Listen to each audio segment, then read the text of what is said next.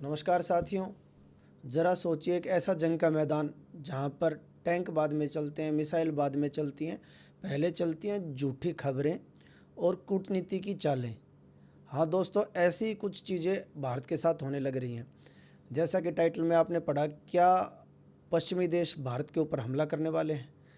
ये चीज़ मैं बिना किसी सबूत के ऐसे ही नहीं कह रहा, क्योंकि हाल फिलहाल में जो घटनाएं घटी हैं वो कहीं ना कहीं इसी चीज़ की तरफ इंगित करती हैं।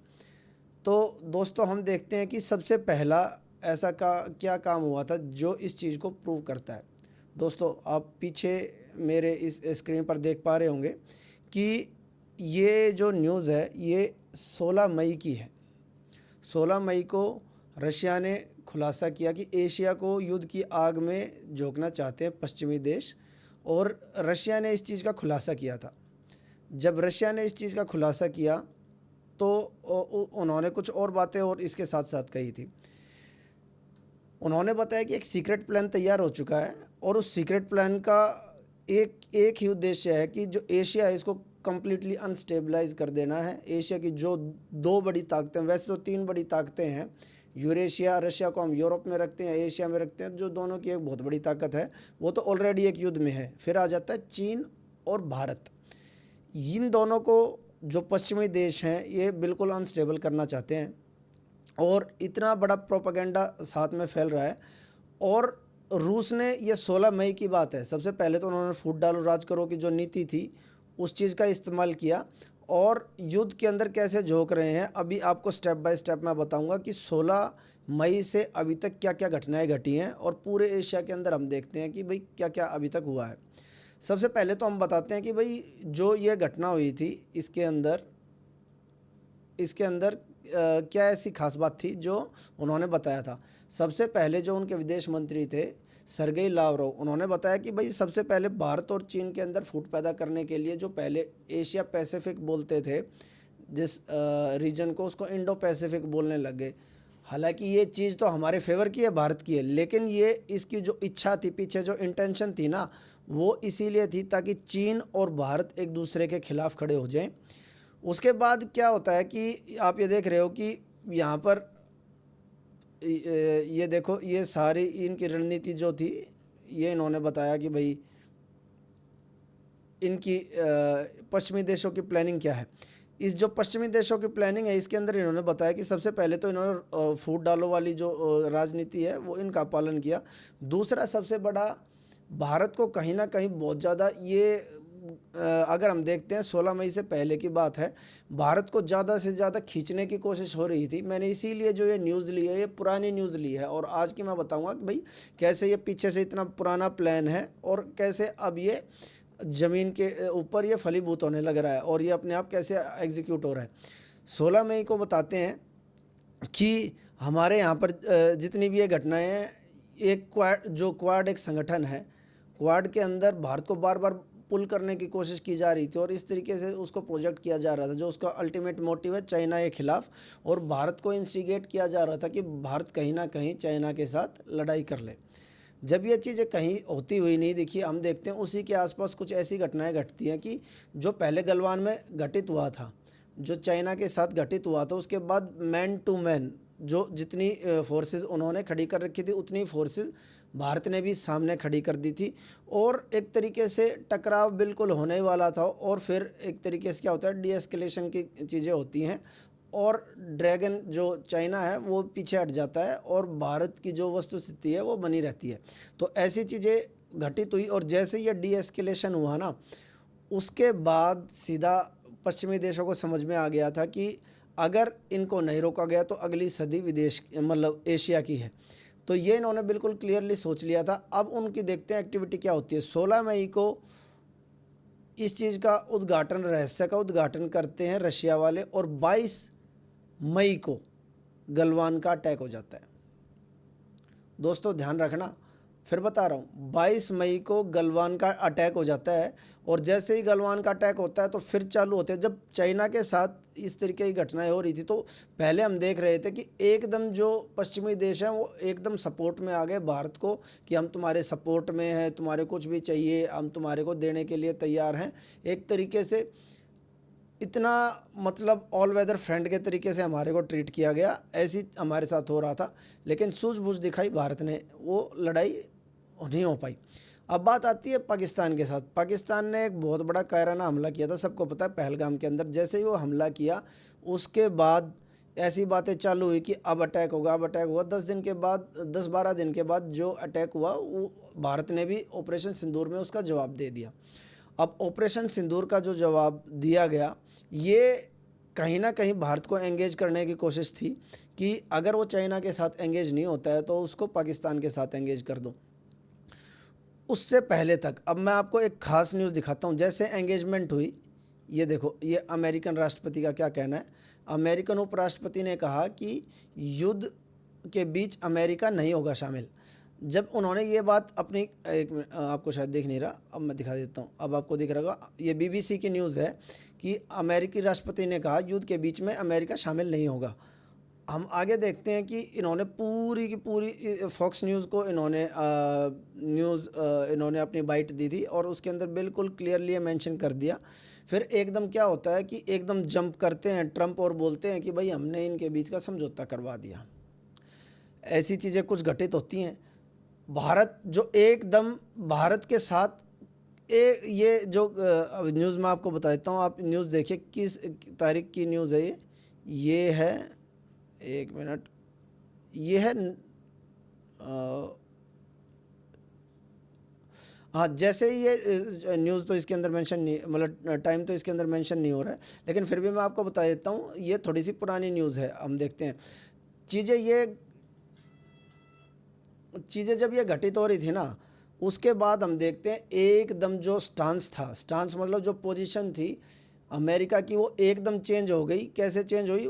एकदम उसको फिर पाकिस्तान अच्छा लगने लगा। पाकिस्तान अच्छा क्यों लगने लग गया? पाकिस्तान उसको अच्छा यूँ लगने लग गया क्योंकि वो उनका जो जियोपॉलिटिक्स है उसके अंदर जो उनका एक पालतू कुत्ता होता है, एक रखेल के तरीके से उसके अंदर बिल्कुल फिट बैठता है। जो उसकी एक जियो स्ट्रेटेजिक पोजीशन है, वहाँ से वो चाइना को भी अनस्टेबल कर सकता है, वो सेंट्रल एशियन कंट्रीज़ के अंदर भी आतंकवाद बढ़ा सकता है, अफ़गानिस्तान को तो अनस्टेबल करता ही है।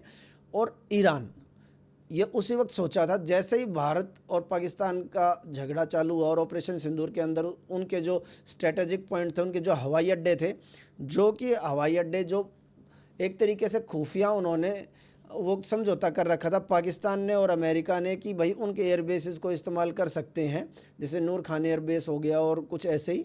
उनके ऊपर अटैक होते ही एकदम जो अमेरिका के जो उनकी जो एडमिनिस्ट्रेशन था, वो जो पहले ये बोल रहा था कि हम भारत पाकिस्तान के झगड़े में नहीं घुसेंगे, वो एकदम इंटरवीन करता है और ये बोलता है भाई तुम डीएस्केलेशन कर लो, एकदम समझौता कर लो। इस टाइप की सिचुएशन होती है। आपने बहुत ये चीज़ें सुनी होगी न्यूज़ के अंदर, ये पुरानी न्यूज़ है, लेकिन फिर मैं बताता हूँ क्या होता है।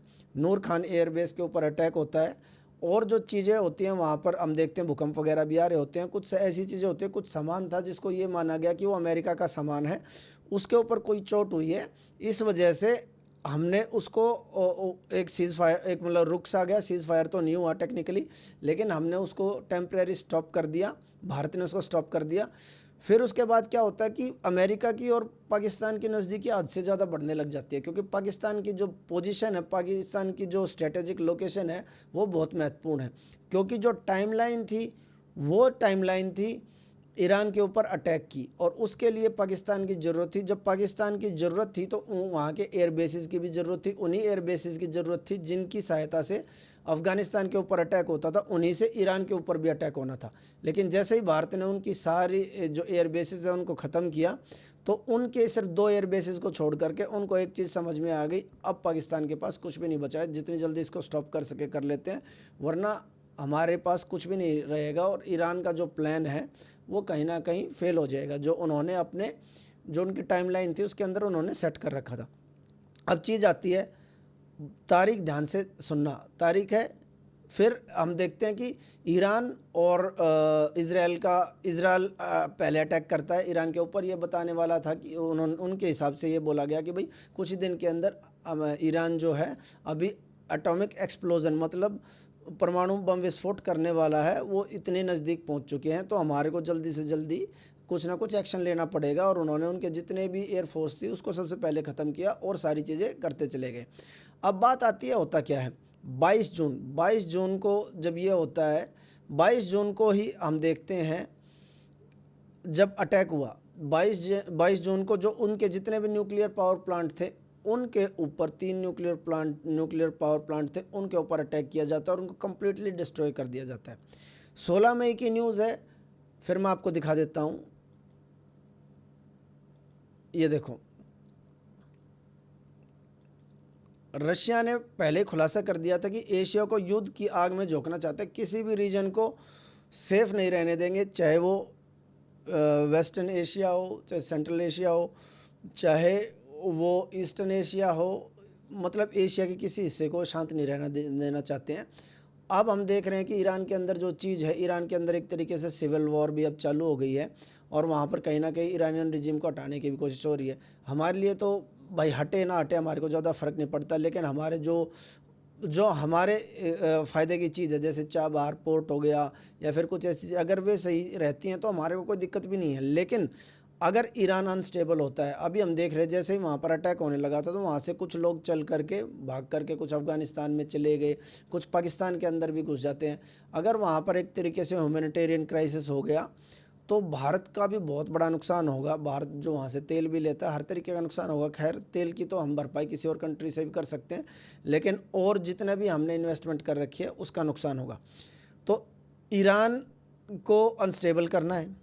दूसरी जहाँ तक चाइना थी, चाइना को और इंडिया को कहीं ना कहीं ये कोशिश हो रही थी कि ये दोनों एक तरीके से चाहे छोटी सी झड़प के अंदर ही घुस जाए और एटलीस्ट 10 साल पीछे चले जाएं या 15 साल पीछे चले जाएं, जिसकी वजह से कहीं ना कहीं जो वेस्टर्न जो कंट्रीज़ हैं उनका दबदबा बना रहे।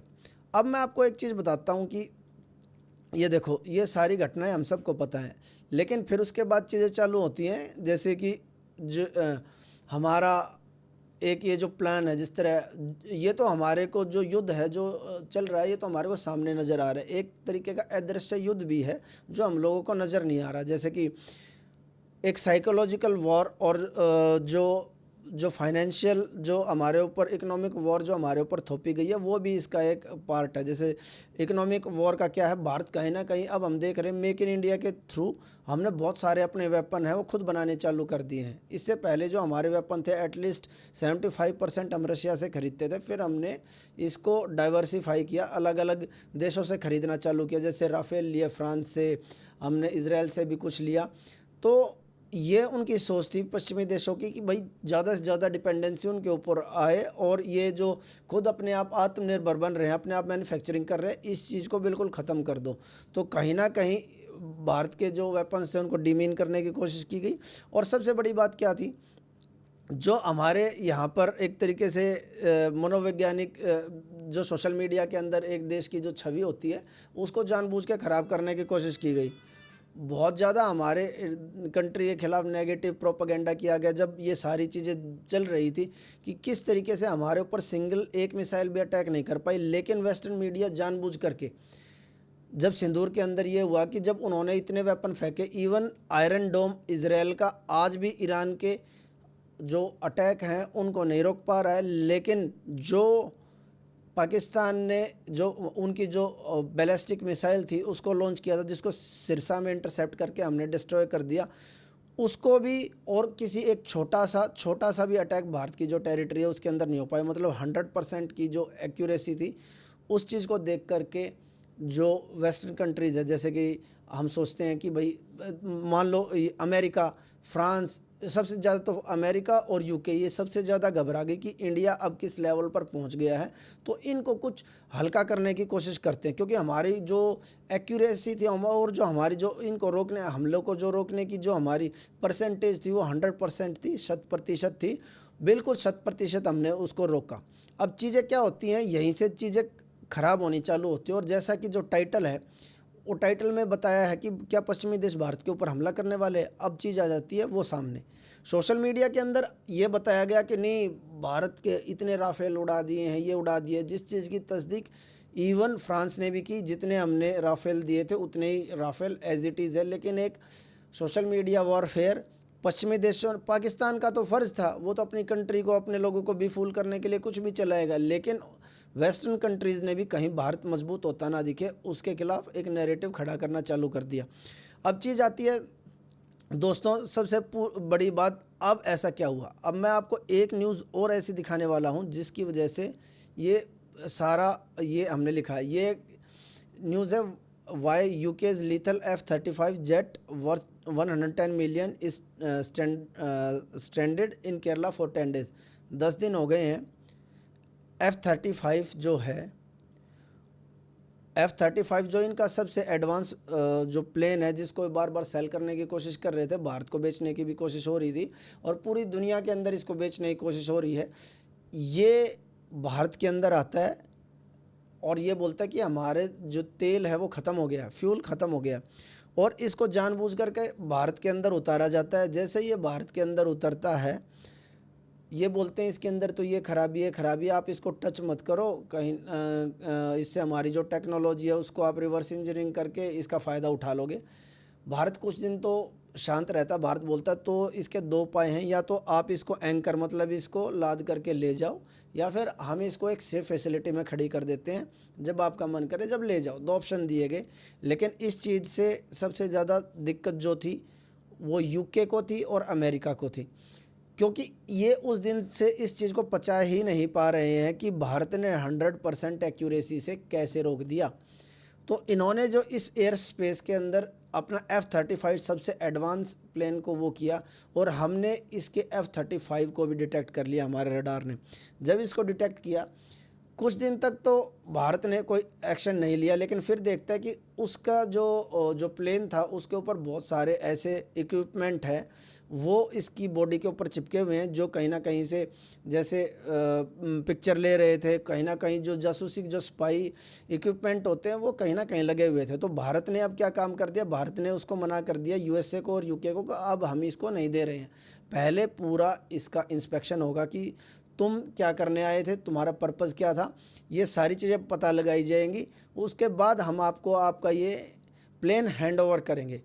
और सबसे बड़ी बात क्या है, ये इंटेंशनली, अब उसको जैसे ही भारत को समझ में आया कि ये जानबूझकर ऐच्छिक रूप से यहाँ पर खड़ा किया गया है ताकि वो भारत के सिस्टम को समझ सकें, ऐसी क्या चीज़ हो गई है, ये पूरी प्लानिंग चल रही है। साथ ही साथ हम देख रहे हैं कि अमेरिका का जो प्रेसिडेंट है ट्रंप, उसने आसिम मुनीर को बुलाया। आसिम मुनीर को बुलाया किस चीज़ के लिए, खाने पर, लंच पर बुलाया उसको। और क्या चीज़ उनकी डील हुई होगी, एक तो डील उनकी बिल्कुल क्लियर है कि जो अभी उनके एयर स्पेस को यूज़ करके ईरान के ऊपर जो अभी अटैक हुआ, जो वहाँ के जो बॉम्बर है, B-2 बॉम्बर हैं, उन्होंने उनकी जो न्यूक्लियर साइट्स हैं उनको बिल्कुल ख़त्म कर दिया। दूसरी जो चीज़ है, उनको बिल्कुल लेटेस्ट वेपन से इक्विफाई कर रहे हैं, उनको और ज़्यादा वेपन देने की उनकी पूरी बात हो गई है, हमारे को ज़्यादा से ज़्यादा उनको वेपन देने हैं और लेटेस्ट वेपन देने हैं। ये सारी चीज़ें हैं, और कहीं ना कहीं इस चीज़ को लेकर के पाकिस्तान का तो पता है उनको कि पाकिस्तान कुछ नहीं कर सकता। इस चीज़ का तोड़ ढूंढने के लिए उन्होंने ये प्लेन यहाँ पर खड़ा किया है। इसके साथ साथ हम देखते हैं हमारा जो आधा फ्रंट भी है, कहीं ना कहीं वो भी दोबारा एक्टिवेट होने लग गया है। जो भारत की जो फॉल्ट लाइन्स हैं, भारत की जो फॉल्ट लाइन्स है, जो आधा फ्रंट है, हिंदुओं के अलावा जो दूसरी बड़ी जनसंख्या है, वो कहीं ना कहीं अब दोबारा एक्टिवेट होने लग गई है।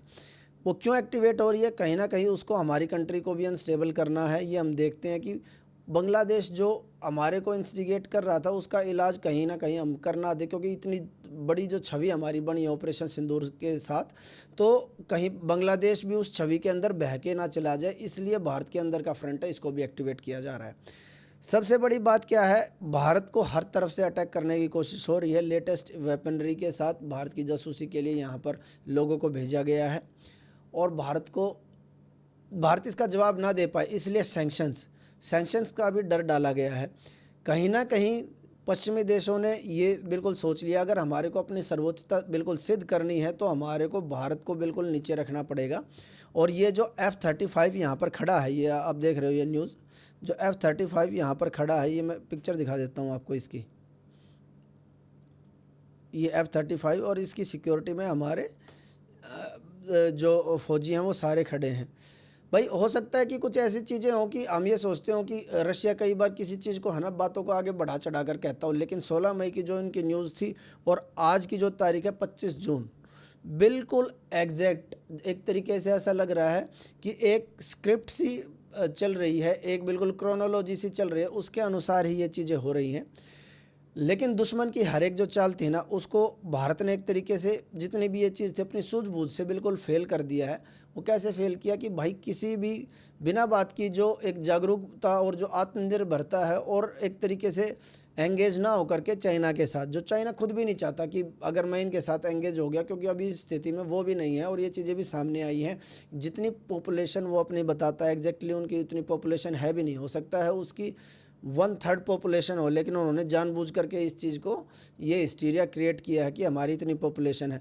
हालांकि वो भी कमज़ोर है, वो भी नहीं चाहता बिल्कुल भारत के साथ बिल्कुल neck to neck, I to आई, एक तरीके से बिल्कुल हम पूरे फुल फ्लैज वॉर के अंदर घुस जाए, ये वो भी नहीं चाह रहा है। तो दोस्तों ये सारी चीज़ है, ये बिल्कुल आपको मैं बताना इसलिए ज़रूरी समझता था क्योंकि पूरे सारे प्लान चालू हो गए हैं भारत के ऊपर वेस्टर्न कंट्रीज़ के पूरे हमले के। और हमने देखा जैसे ईरान के अंदर जब ये चीज़ें चालू हो गई थी, कहीं ना कहीं भारत को इस चीज़ के लिए भी सतर्क रहना चाहिए। जैसा कि ईरान के अंदर अब वहाँ पर सिविल डिसोबीडियंस के लिए या सिविल अनरेस्ट करने के लिए एक तरीके से गृह युद्ध छिड़वाने के लिए जैसे उन्होंने इंटरनेट के ऊपर अपना कंट्रोल करने की कोशिश करी, तो इलोन मस्क ने अपना जो सर्विसेज हैं अनइंटरप्टेड इंटरनेट वो वहाँ पर चालू कर दिया।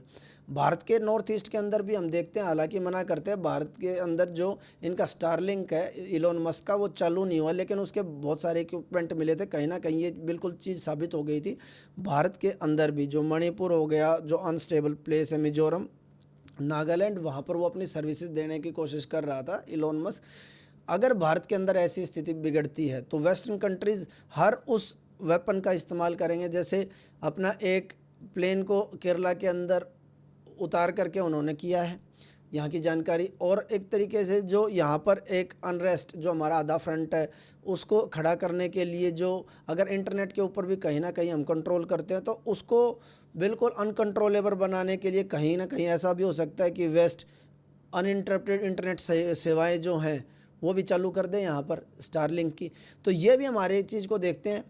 तो ये जो पूरा वेस्ट का प्लान है, अगर आपको क्या लगता है कि भाई ये रशिया की जो राय थी, जो रशिया ने जो ये चीज़ हमारे सामने एक्सपोज की, क्या आपको भी लगता है कि ये बिल्कुल ऐसी ही हो रही है?